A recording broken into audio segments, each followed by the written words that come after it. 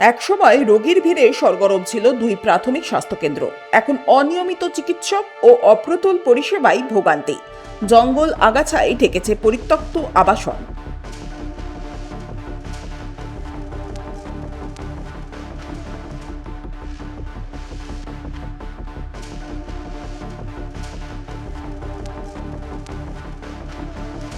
কাঁকসার বিদবিহারের শিবপুর প্রাথমিক স্বাস্থ্যকেন্দ্র এবং মলানদিঘি প্রাথমিক স্বাস্থ্যকেন্দ্রের বর্তমান ছবি দেখে বোঝার উপায় নেই একসময় এখানে নিয়মিত চিকিৎসা পরিষেবা মিলত। রোগীর ভিড় থাকতো, প্রসবের ব্যবস্থা ছিল, দুর্ঘটনায় আহত বা অসুস্থ রোগীদের ভর্তি রেখে চিকিৎসাও করা হতো। কিন্তু কয়েক দশকে বদলে গিয়েছে পরিস্থিতি। স্থানীয়দের অভিযোগ, এখন দিনের কয়েক ঘন্টা কোনো রকমই স্বাস্থ্যকেন্দ্র খোলা থাকে। সপ্তাহে 2-3 দিন চিকিৎসক এলেও বাকি সময় পরিষেবা নিয়ে অনিশ্চয়তা থেকেই যায়। স্বাস্থ্যকেন্দ্র দুটির পাশে বর্তমানে জঙ্গলে ঢাকা, বেড়েছে পার্থেনিয়ামের দাপট, রয়েছে সাপের উপদ্রব। চিকিৎসক ও নার্সদের থাকার জন্য এক সময়ে একাধিক আবাসন ছিল, বর্তমানে সেগুলির অনেকগুলি পরিত্যক্ত। কোথাও দরজা জানালা ভাঙা, কোথাও আবার আগাছায় পুরোপুরি ঢেকে গিয়েছে। ফলে স্বাস্থ্যকেন্দ্র চত্বর সামগ্রিক পরিবেশ নিয়েই আতঙ্কে স্থানীয়রা। জরুরি প্রয়োজনে তাই শিবপুর ও মলানদিঘি এলাকার বাসিন্দাদের প্রায় 20 কিলোমিটার দূরের দুর্গাপুর মহকুমা হাসপাতালে ছুটতে হয়। রাতের দিকে সমস্যার মাত্রা আরো বাড়ে। অসুস্থ রোগীকে দিয়ে হাসপাতালে নিয়ে যাওয়ার জন্য অনেক সময় গাড়ি পাওয়া যায় না, সবসময় সরকারি অ্যাম্বুলেন্সও মেলে না বলে অভিযোগ।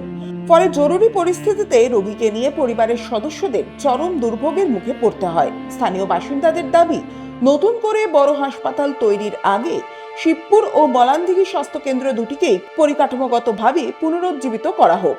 নিয়মিত চিকিৎসক ও স্বাস্থ্যকর্মীর ব্যবস্থা, পর্যাপ্ত ওষুধ এবং জরুরি পরিষেবা চালুর পাশাপাশি রাতেও চিকিৎসার সুযোগ নিশ্চিত হলে এলাকার মানুষের ভোগান্তি অনেক কমবে।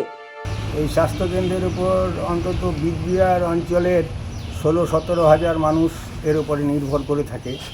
এরা একেবারে প্রান্তিক এলাকার মানুষ।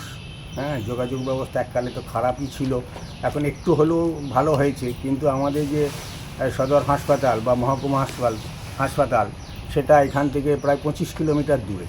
তাই প্রাথমিক চিকিৎসা পেতে গেলে আমাদের অনেকটাই কষ্ট করতে হয় বা সময় লেগে যায়। কাজে এই হাসপাতালটা এককালে গুরুত্ব বুঝেই বাম আমলে তৈরি হয়েছিল এবং সব আবাসন, থাকার জায়গা, প্রসূতিদের এখানে চিকিৎসা। এখানে কি ডাক্তাররা থাকতো তখন ডাক্তাররা থাকতেন। পরে পরে সেই জায়গাটা আস্তে আস্তে গুরুত্বটা কমে যায়। তৃণমূলী আমলে আমরাও অনেক চেষ্টা করেছিলাম এটাকে নতুন করে পুনরুজ্জীবন ঘটাবার। এই সরকারের আমলেও তেমন করে কোনো পুনরুজ্জীবন দেখছি না, সেই একই অবস্থায় রয়েছে। যদি এই স্বাস্থ্যকেন্দ্রটির একটু হলেও উন্নতি হতো তাহলে এই এলাকার মানুষ বিভিন্নভাবে সেই সুবিধাটা পেত।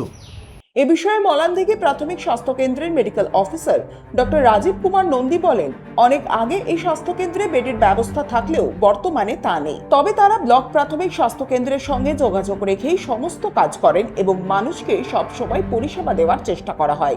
তারা আশাবাদী, বর্তমান সরকার এই স্বাস্থ্যকেন্দ্রগুলির দিকেও বাড়তি নজর দেবে।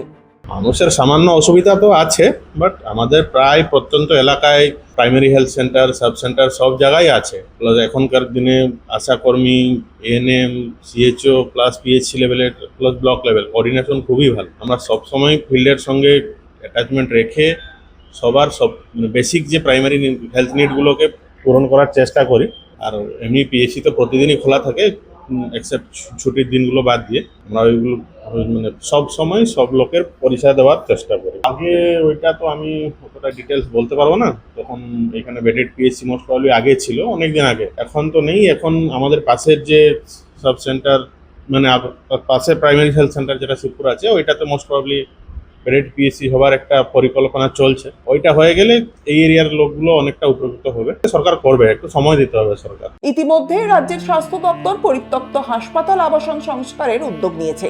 সেই উদ্যোগের আওতায় শিবপুর ও মলানদিঘির স্বাস্থ্যকেন্দ্রের পরিত্যক্ত আবাসন ও সামগ্রিক পরিকাঠামোর দিকেও সরকারের নজর পড়ে কিনা এখন সেটাই দেখার। সনাতন গড়াই, 99 নিউজ বাংলা, কাঁকসা। আপনারা দেখছেন 99 নিউজ বাংলা। বদলাবো আমরা।